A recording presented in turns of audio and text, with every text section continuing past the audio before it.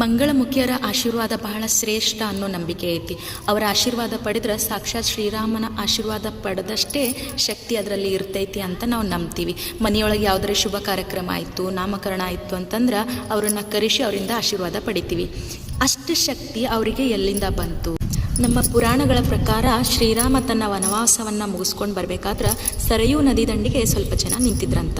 ಆವಾಗ ಶ್ರೀರಾಮ ಕೇಳಿದ್ನಂತ, ಎಷ್ಟು ಬೇಗ ಬಂದಿರಿ ನನ್ನ ಸ್ವಾಗತ ಮಾಡ್ಲಿಕ್ಕೆ, ಯಾರು ಇವರು ಅಂತ ಕೇಳಿದಾಗ, ಶ್ರೀರಾಮ ಇವರು ನಿನ್ನ ಸ್ವಾಗತ ಮಾಡೋಕ್ಕೆ ಬಂದಿಲ್ಲ, ನಿನ್ನ ವನವಾಸಕ್ಕೆ ಕಳಿಸ್ಬೇಕಾದ್ರೆ ಬಂದು ನಿಂತ ಜನ ಇನ್ನೂ ಹೋಗೇ ಇಲ್ಲ ಅಂತಂದ್ರಂತ. ಆಶ್ಚರ್ಯ ಆದ ಶ್ರೀರಾಮಚಂದ್ರ ಕೇಳಿದ್ನಂತ, ಯಾಕೇನಾಯಿತು, ನನ್ನಿಂದ ಏನಾದರೂ ತಪ್ಪಾಯ್ತೇನಂತ ಕೇಳಿದಾಗ ಶ್ರೀರಾಮಚಂದ್ರ, ನಾಡಿನ ಎಲ್ಲ ಪುರುಷರು ಮಹಿಳೆಯರು ನಿಮ್ಮ ಮನೆಗೆ ಮರಳಿ ಹೋಗಿ ಅಂತ ನೀವು ಹೇಳಿದ್ರಿ, ಆದರೆ ನಮ್ಮ ಹೆಸರನ್ನು ನೀವು ತಗೊಳ್ಳಿಲ್ಲ, ನಿಮ್ಮ ಆಜ್ಞೆಯನ್ನು ಮೀರಬಾರ್ದಂತಂದ ನಾವು ಇನ್ನೂ ಇಲ್ಲೇ ನಿಂತೀವಿ ಅಂತ ಹೇಳಿದ್ರಂತ. ಅವರ ಭಕ್ತಿಗೆ ಮೆಚ್ಚಿದ ಶ್ರೀರಾಮ ಅವರಿಗೆ ಆ ಶಕ್ತಿಯನ್ನು ವರವಾಗಿ ಕೊಟ್ಟನಂತ. ನಿಮ್ಮ ಆಶೀರ್ವಾದದಲ್ಲಿ ನನ್ನ ಆಶೀರ್ವಾದದಷ್ಟೇ ಶಕ್ತಿ ಇರಲಿ ಅಂತಂದ. ಇದರಿಂದ ನಾವೇನು ಅರ್ಥ ಮಾಡ್ಕೋಬೇಕಂತಂದ್ರೆ, ಜಗತ್ತಿನ ಯಾವುದೇ ಜೀವಿ ಮೇಲಲ್ಲ ಕೀಳಲ್ಲ, ಎಲ್ಲರಿಗೂ ಅವರವರದೇ ಆದ ಅಸ್ತಿತ್ವ ಐತಿ, ಎಲ್ಲರಿಗೂ ಅವರದೇ ಆದ ಶಕ್ತಿ ಐತಿ.